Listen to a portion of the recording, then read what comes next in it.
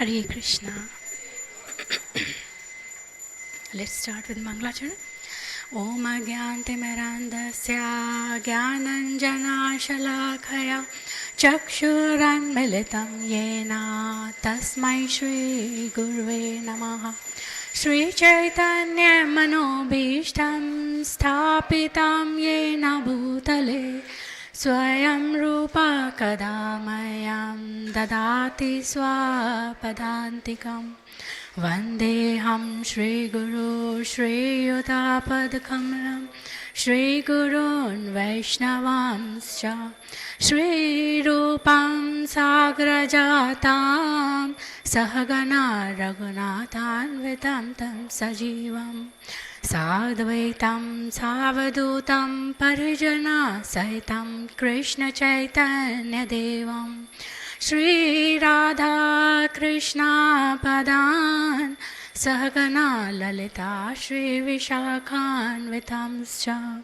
He Krishna Karuna Sindhu Dina Bandhu Jagatpate Gopesha Gopika Kanta Radha Kanta Namostute Tapta Kanchana Gaurangi Radhe Vrindavaneshwari Vrishabhanu Sute Devi Pranamami Hari Priye Namo Mahavadanyaya Krishna Prema Pradayate Krishnaya Krishna Chaitanya Namne Gaura Tushe Namaha Vanchakalpa Tarubhyascha Kripa Sindhubhya Evacha Patitanam Pavanebhyo Vaishnavebhyo Namo Namaha Jai Shri Krishna Chaitanya Prabhu Nityananda Shri Advaita Gadadhara Shri Vasadi Gaura Bhakta Vrinda Hare Krishna Krishna Krishna Hare Hare Hare Rama Rama Rama Hare Hare Om Namo Bhagavate Vasudevaya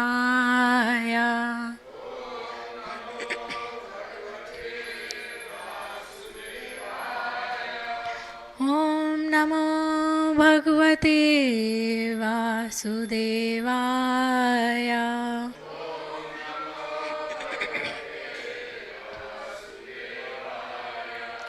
Om Namo Bhagavate Vasudevaya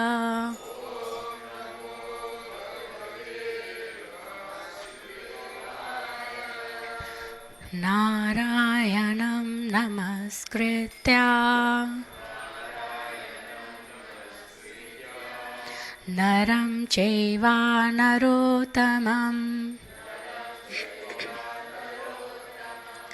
Devim Saraswatim Vyasam Tato Jayamudiraye Nashcha Prayeshu Bhadreshu Nityam Bhagavata Sevaya Bhagavate Uttama Shloke Bhaktir Bhavati Neshtiki Krishnaya Vasudevaya Devaki Nandanaya Cha Nanda Gopa Kumaraya Govindaya Namo Namah Hare Krishna. So today we will be reading from 4th canto, which is the creation of the 4th order, And we will be looking at verse 34 from 13th chapter, which is about description of the descendants of Dhruv Maharaj.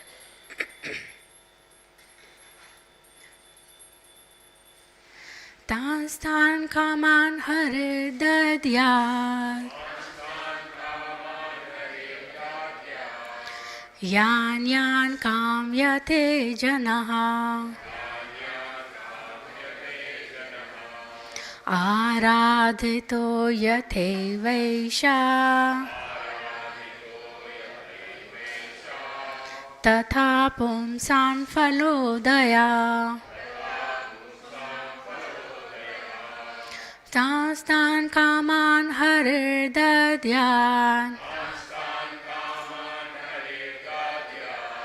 यान् यान् काम्यते जनः आराधितो यथैवैषा तथा पुंसान् फलोदया तांस्तान् कामान् हरिर्दद्यात्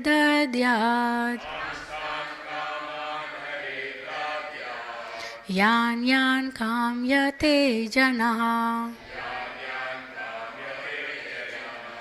आराधितो यथैवैषा तथा पुंसान् फलोदया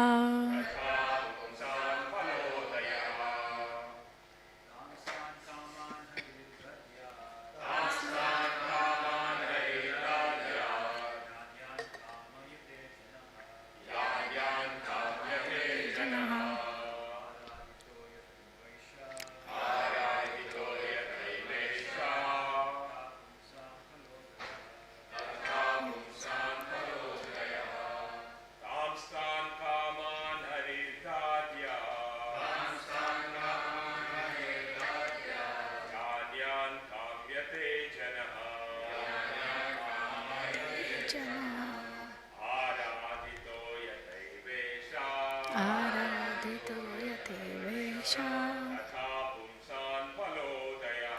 तथा पुंसान् फलोदया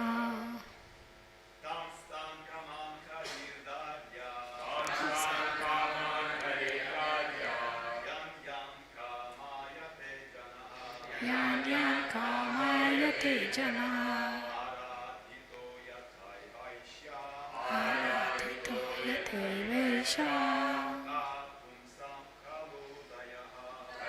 पुंसान् फलोदया Vaishnavis. Tahasan kaman haridadyat yan yan kamyate jana aradhito yathaivesha tatha punsam falodaya Tan those kama desired objects Hari the Lord Dadyat will award Yan yan whatsoever Kamyate desires Jana the person Aradhita being worshipped Yatha as Eva certainly Esha the Lord Tatha similarly Pumsam of men Phala Udaya the result. Translation by His Divine Grace A.C. Bhaktivedanta Swami Srila Prabhupada Ki Jai. Please repeat. The performer of the sacrifices under Karma Kanda activities achieves the fulfillment of the desire for which he worships the Lord. Purport by His Divine Grace A.C. Bhaktivedanta Swami Srila Prabhupada Ki Jai. In the Bhagavad Gita, the Lord says that He awards benedictions to the worshipper according to his desire. The Supreme Personality of Godhead gives all living entities conditioned within this material world full freedom to act in their own way.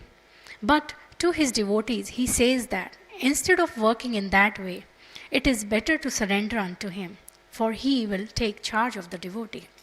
That is the difference between a devotee and a fruitive actor. The fruitive actor enjoys only the fruits of his own activities, but a devotee, being under the guidance of the Supreme Lord, simply advances in devotional service to achieve the ultimate goal of life, to go back home, back to Godhead. The significant word in this verse is kaman, which means sense gratificatory desires. A devotee is devoid of all kaman. He is anyabhilashita shunya. A devotee is always devoid of all desires for sense gratification. His only aim is to satisfy or gratify the senses of the Lord. That is the difference between a karmi and a devotee. Hare Krishna. So before we begin and see what's happening in this verse, let's just quickly see what has happened so far in the chapter. So this chapter, it describes about Dhruv Maharaj's descendants. The first few verses, Vidura, he inquires about Prachetas. So Maitri Muni, he describes descendants of Dhruv Maharaj.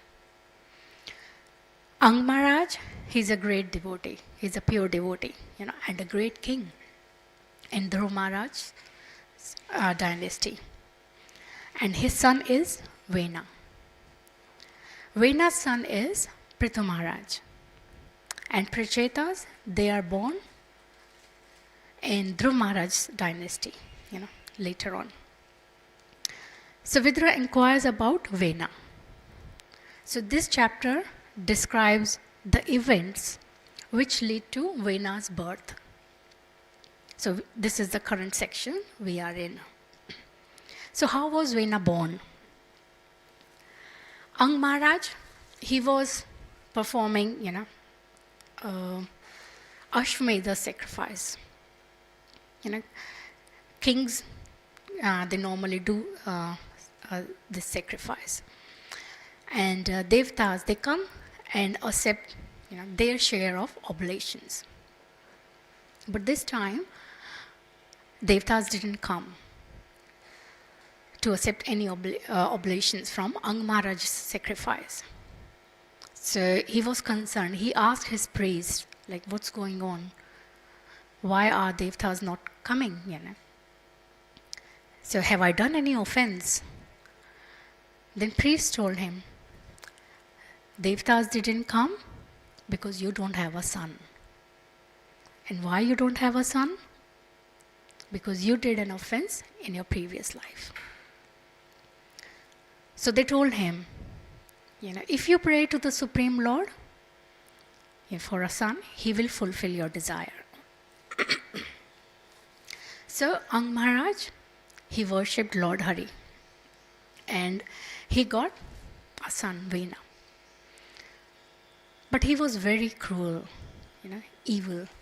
Since his early ages, very young age, he was cruel. So someone may ask, oh, Ang Maharaj, he's a pure devotee. So how did he got such an evil son, like Vena? So we need to understand a few things here. Ang Maharaj's wife was Sunita. And she was the daughter of Yamaraj. As we know, Yamaraj, his service is to punish sinful living entities. So she saw her father, punishing sinful living entities, but she imitated her father. And she started punishing simple and innocent people. She didn't understand the intention behind her father's actions. Because Yamaraj, he was punishing as a service. But Sunita, she did as as fun, as entertainment, as habit. So once there was a Gandharva. He was doing some austerity, tapasya. And Sunita, she disturbed him. So he was like, oh, go away, don't disturb me. She came the next day again. She got a whip and she starts beating him. So he cursed her. You'll get a cruel son like you.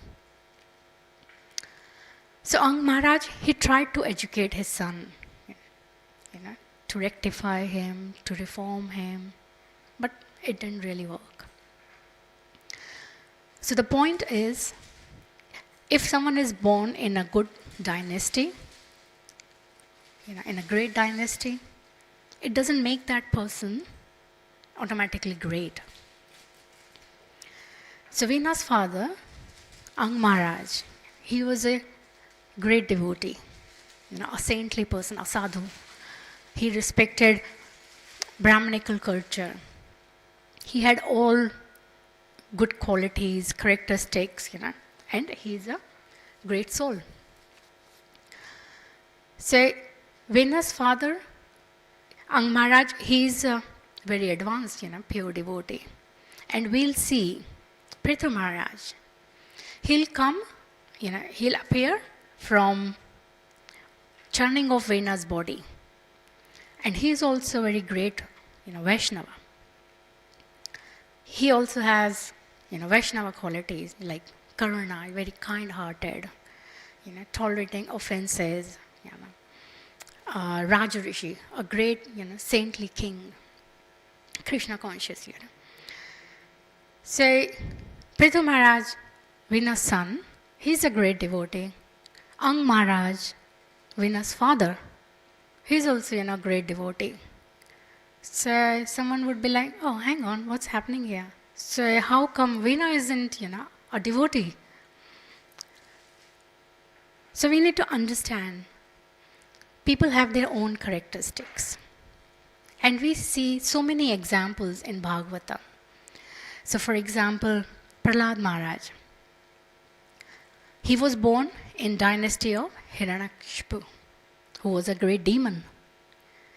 So Devtas, he thought, okay, the son would be demoniac as well. So they wanted to kill him. But then Narad Muni was like, he stopped them, He said, no, Prahlad would be even better devotee than all of you. So then Devtas, they left Kayadu, didn't kill her. So just because someone is born in a particular dynasty, it doesn't mean they would necessarily inherit all those qualities. So a good person may be born in a bad dynasty and vice versa. Like other examples, like Vibhishan in Ravana's family, Kamsa, and now we are looking at Veena. He's born in like Dhruva Maharaj's dynasty. So, what makes a person looks good? We'll say, oh, everyone likes to look good, Even as devotees, when we come in front of deities, we want to look good, We dress up and we wear like clean clothes, nice clothes. That's at the physical level. If we say we just want to look good in front of, like, in appearance, for other people. So what makes us look good in eyes of Krishna? Because that is what matters, to look good in Krishna's eyes. So if we decorate ourselves with ornaments of Vaishnava qualities, which Krishna, thinks good, not as per our own mind, because someone would be like, oh, I think, I'm a good devotee, if not too great, but I'm a good devotee, I follow all regulative principles, like no intoxication, no meat eating, So I'm compassionate, I also have karuna. I don't like killing of animals. I don't like slaughterhouses, No meat eating, no flesh, So I'm quite compassionate. But sometimes, we often, sometimes or often forget, we don't pay attention when we use harsh speech towards others. When we use harsh speech and or someone is using, is it really demonstrating compassion? Compassion is without discrimination between humans and animals, devotees or non-devotees, wealthy or poor. And we see that in Bhagavatam. Parikshit Maharaj, he didn't discriminate. He gave protection to cow and bull. He considered them as their citizens, of their kingdom. Because generally we are mindful, of doing Vaishnava aparadh. Oh, no, I should be mindful because it may destroy my bhakti. So we are at our best behavior, with devotees or in temple. May not be so best when we are at home, dealing with our family members. May yell at them or emotionally hurt them, We do understand it's not good. It's not like we don't understand. We know that. And we genuinely want to improve, and develop that humility.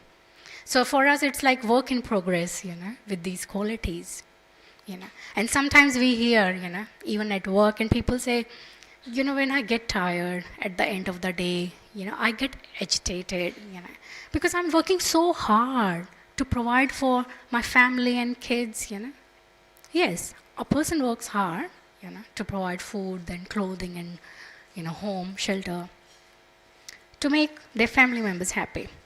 But that's at physical level. So there are like 3 levels. We know the basics, when we say gross body, subtle body, and spirit, right? So physical, emotional, spiritual. So providing like food, clothing, shelter, they're at the physical level, It's festive time. Someone may say, oh, I need to buy gifts, to make them happy. But is it real happiness? Yes, so we need to provide basic necessities, to maintain body. But we also need to take care of them emotionally and spiritually. So for example, if a mother, she gives nice food to a child, so physically taking care of the child, but doesn't look after emotional needs of the child, doesn't love the child, would the child be happy? No. On the other hand, if we say, mother is very loving, but not actually giving something to eat to the child, so a starving child. So again, it's not looking after the child well. So yes, we need to do both, like physical and emotional, and also spiritual. So by encouraging family or kids to serve Krishna, to take Krishna consciousness, but at the same time, be mindful.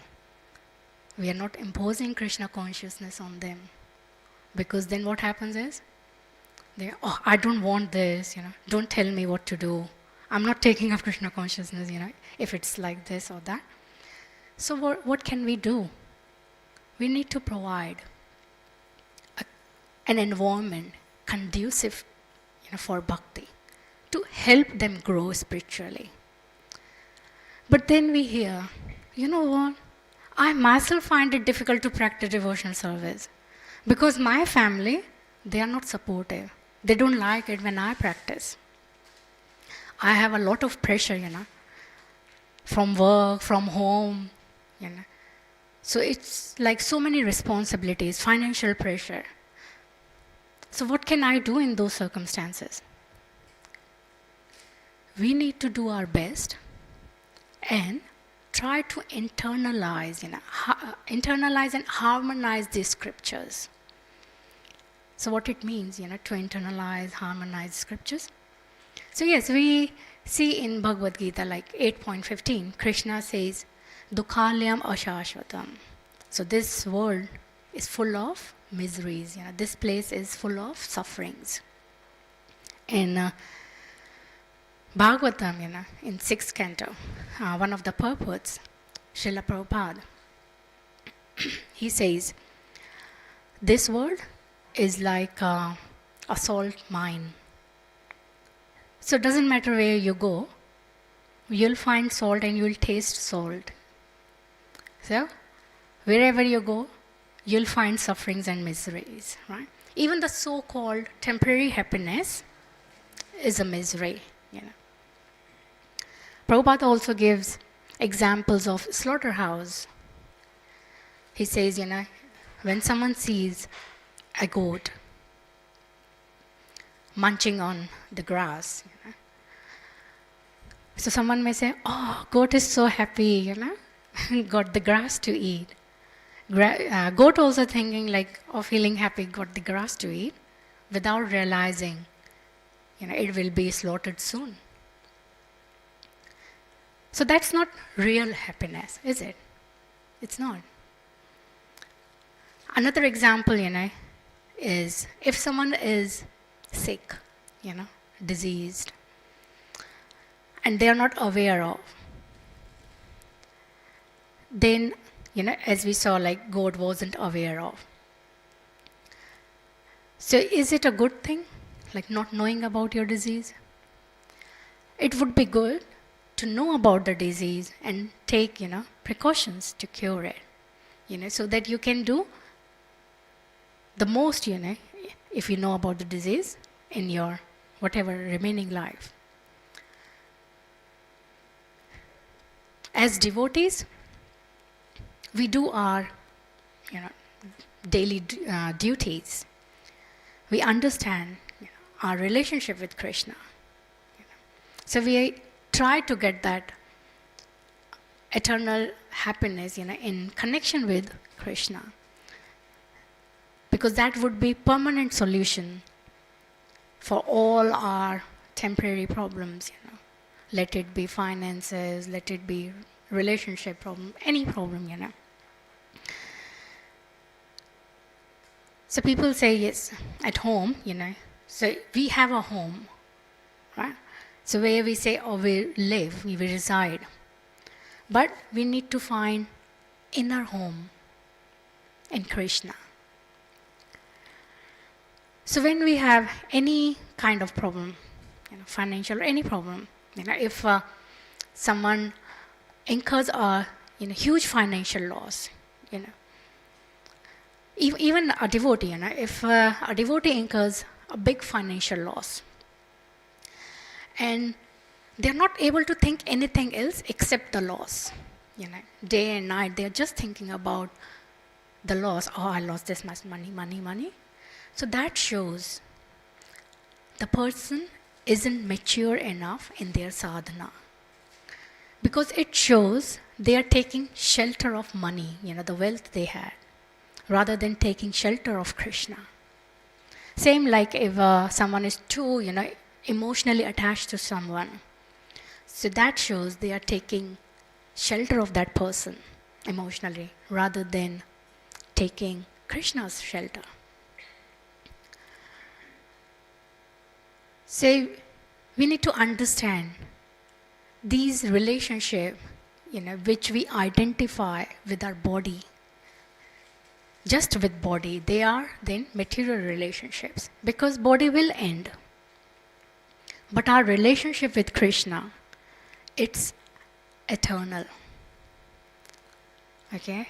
So how do I know if I'm taking shelter of Krishna or not? So the test is when things change externally, so change would naturally, disturb us. Yeah. But we need to recognize, to the extent that external change is disturbing us, to that extent, we are not sheltered in Krishna. So if my internal shelter is my bank account, and if I lose that money, and I become so agitated, super disturbed. So that indicates my shelter is not in Krishna. That's basically the problem, and that's why I'm getting disturbed. Okay, so what do I need to do now? Try to move our inner shelter, from money to Krishna. It could be, anything else. Like if someone holds a respectable position, in their company, and if they lose their job, or sometimes we see like head of they become EMs, execs, so they lose their title. They may have like 100 people reporting to them, but now it's like only 30 because of restructure. So then they feel, oh, my position has changed. They feel people won't respect me because I'm not like a group head or this head. Because it's like, they get disturbed by that.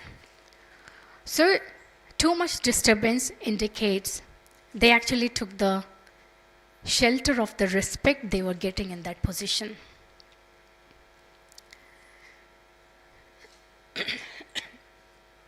So what needs to be done?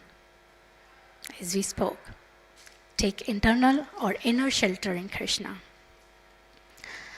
It's not easy. We are not saying it's easy, taking inner shelter, changing the shelter, from material things to Krishna. Yes, that's true. And it's not going to happen like, we try today and it'll happen from tomorrow. No. But if we don't try, it'll never happen. Right? So when we face these challenges, so we take them as opportunities, to take shelter in Krishna, and develop that relationship with Krishna. So, what makes a devotee a devotee? If we go by Bhagavad Gita, Krishna explains in 12th chapter qualities of a devotee, which makes them dear to Krishna. And Krishna says, it's a surrender to Him, their faith in Him. He says, Shraddhana mat parma bhaktaste ateva me priyaha. Such a devotee is most dear to me. Ateva means very, very, or very special. Ateva priya, such a devotee is very priya, very dear to me. Chapter 12, starts with Arjuna asking a question like, who is better, personalist or impersonalist? And Krishna starts from second verse, saying, Shraddhaya paryopetas. So, talking about transcendental faith. And he finishes the chapter by using word same, Shraddha, Shraddhana. So, he started this thought from the beginning of the chapter, and he comes back to the same thought.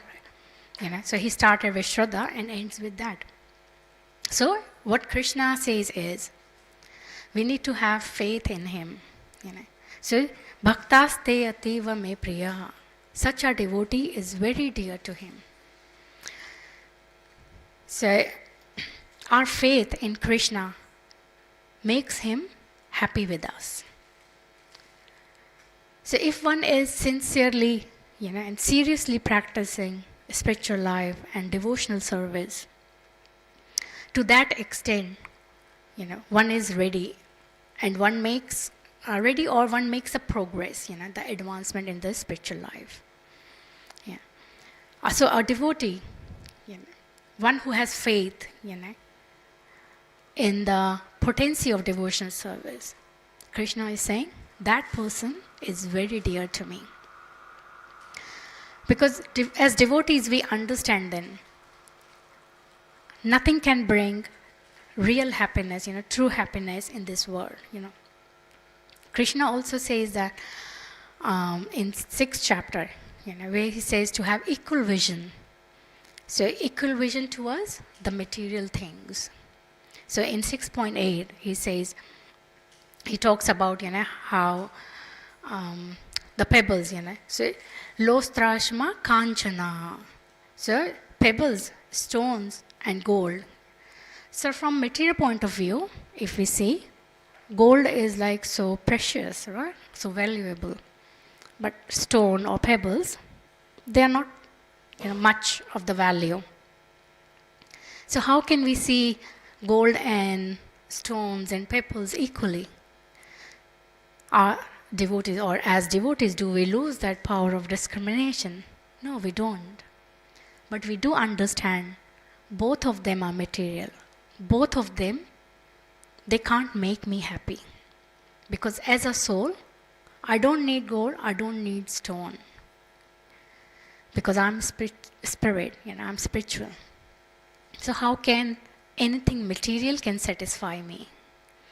So that's how, with this understanding, we develop detachment. Prabhupada, in the purport of the same verse, he says, book knowledge without realization of the supreme truth is useless. How is it useless? Because it won't bring any happiness or satisfaction. So it won't bring any transformation. So it won't bring any purification. So it's useless. In the 12th chapter, Krishna, when he talks about qualities of devotee, he says, yes, they are equipoised. So, adveshta sarva bhutanam maitre karuna evacha nirmamo nirahankara sam dukkha sukha shami santushta satatam yogi yayatma dhrnishchaya mai arpita mano buddhir yomad bhaktya same priya. So, sama dukkha sukha shami. Okay, so how do we actually become equipoised? Yeah. In like our day-to-day life, from practical perspective. Okay, I understand this verse. Let's take an example. If we have just $10, and this is all we have, only $10, nothing else. So that $10 is very precious to us, and if someone takes it from us, we will be like so annoyed, like, why did you take it? Like, you'll get so disturbed, agitated, right? But, and also the other way, if someone gives you $10 more, you will be like, oh, over the moon, so happy, to get those $10.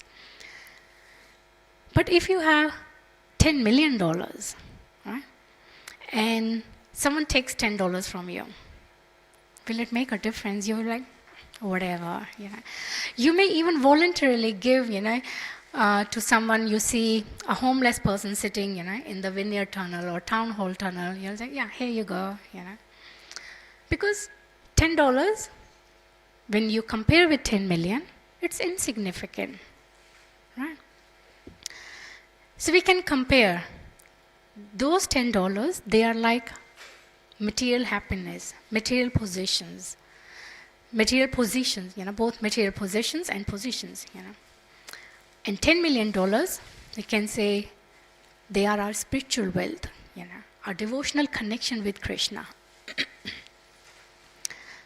So to the extent we don't have, strong devotional connection, that to that extent, the material ups and downs, they disturb us. The success and failures, So success will make us happy. Failures will make us unhappy, dejected, disappointed. So sama dukkha sukha shami. Devotee understands everything being material, including happiness, distress, from a spiritual point of view. So equipoised. So we understand, like, when materialistic people, they say, oh, I have this, that, but all those things, they won't give spiritual happiness, the real happiness. And also, happiness is not dependent on what we have. Happiness depends on what we do with what we have. Right? So you may have lots of money, but with that money, if someone uses it for smoking, drinking, gambling, so they are harming themselves, destroying their own body, ruining their future. But if they use that money to construct temple, for some constructive activity, So then that wealth can be the source of happiness. So bhakti, it helps us understand what's the best way to use our wealth. Right? So it can enable us, to use it in Krishna's service, which will give us, it will help us experience, much deeper connection with Krishna, give us the happiness. So we don't have this illusion that material things will make me happy. Because we understand, for example, we have a car, so it's just a tool, to go from one place to another place. So if we see, others having a better car than me, I won't get disturbed, So that's Advaishta Sarva Bhutanam. So at material level, we see there is envy. But a devotee, that's why it doesn't have envy towards others. And it's not like, not having negative emotions. So Krishna added on with the Maitra and Karuna, which is like going beyond it, like having that positive attitude. How can we have Maitreya and Karuna, for everyone? Because then we understand we are all parts and parcel of Krishna. So we are family, one family of the Lord. So we become well-wisher, of others. So Maitreya Karuna Evaja. And by that, Krishna also says in the same 12th chapter, Tesham aham samuddharta. He becomes the personal deliverer for devotees. In 9th chapter, 9.22, we hear, Yoga Shemam Vahamyaham. So, he personally intervenes, in the life of a devotee. See, so much material conditioning we say, oh, he's interfering. So, it's about his personal intervention. Okay. Let me just quickly summarize what we spoke about today. So, we spoke about Dhruv Maharaj's descendants, So, Ang Maharaj, how he is a great devotee, a pure Vaishnava. And he had a very cruel son, Veena. And we spoke about how everyone, they have their own characteristics, qualities, past impressions. Just because someone is born in a bad family, doesn't automatically make them bad. And just because they are born in a good family, doesn't make them good, automatically. We spoke about what qualities, can make us look good in Krishna's eyes. So we spoke about Vaishnava qualities. And we need to, try to cultivate these good qualities, of kindness, compassion, tolerance. And we see and learn from the examples of so many devotees. By doing that, we please Krishna and we become dear to him. We also spoke about how we should try, to change our inner home, inner shelter to Krishna, take the inner shelter in Krishna rather than material things or attachments. So let's finish here by chanting one time for pleasure of our merciful Gopinath.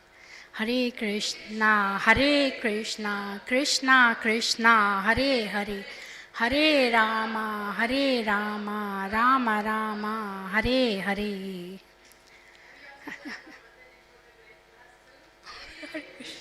Hare Krishna, Krishna Krishna, Hare Hare, Hare Rama, Rama Rama, Hare Hare. Thank you for your kind attention and time. Any comments or questions? Yes, Prabhu.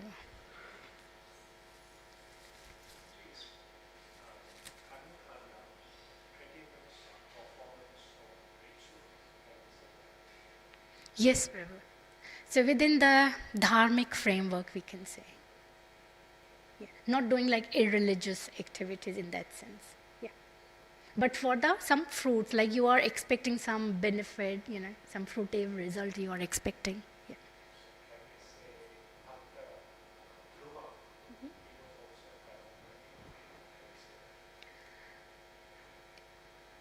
Some people frame it differently, saying, was he Ashtang yogi? Was he like, not a pure devotee? Or, like different things can be interpreted.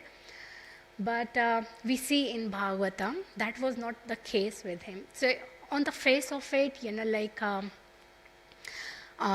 we can say, when he started, like, he had the feelings of revenge, for example. And when Narad Muni said, you shouldn't have those ill feeling, towards your brother. But at such a tender age, he was like, no, I want, even a bigger kingdom or, But, and also, people say, okay, or, if we don't read like Bhagavatam, so Bhagavatam clarifies like, oh, was he doing Ashtang Yoga? So was he Ashtang Yogi or, or even with the other examples we see, it's a kind of the common question, like, oh, the Raj Rishis, when we say like great saintly kings, they are doing these activities, are they doing, are they pure bhaktas or not? So we need to understand there are few things. One, when we hear some devotees, they say, before chanting, I do pranayam, right? So, okay, you can do. Why do you do that if you ask them? Oh, it just calms me down, It helps me calm down and then I can better chant. So taking shelter in pranayam is not correct, right? Because if you think, if I don't do pranayam, I can't chant. No. That's not the right attitude. But if you say, okay, this is helping me, to focus better, because some people say I put pictures of deities or, So these things help you, but the shelter is in the holy name. So with Dhruv Maharaj, the shelter was in the Lord and the holy name, right? So with other examples, we see someone doing sacrifices. So certain things being done, as a matter of the duty, rather than taking the shelter in the act itself. So when we say, the intention matters.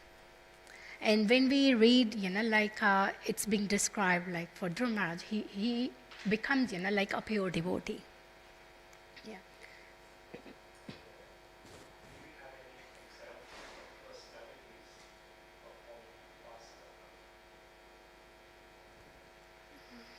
It's not on the top of my head, Prabhu. Mm-hmm. Yes.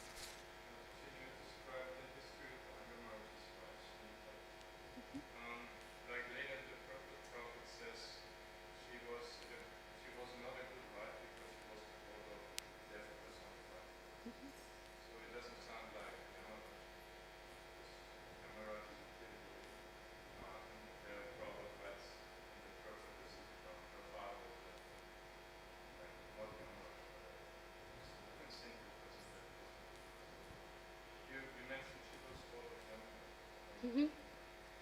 So in the same purport you're saying, Prabhu? No, it's later. Mm-hmm.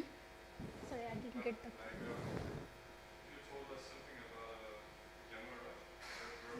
What was that source? The purport is textually.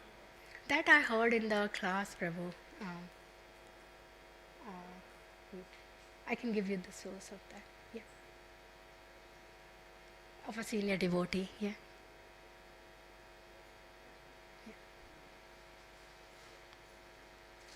Okay. Any other questions, comments? Okay, we'll finish here.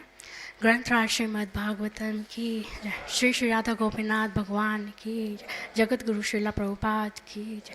All glories to the assembled devotees. All glories to the assembled devotees. All glories to the assembled devotees. All glories to Shri Shri Guru and Gauranga.